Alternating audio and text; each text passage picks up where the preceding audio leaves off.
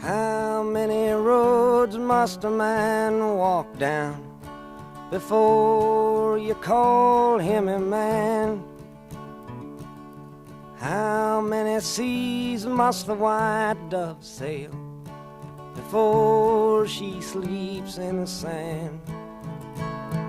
Yes, and how many times must the cannonballs fly before they're forever banned? The answer, my friend, is blowing in the wind.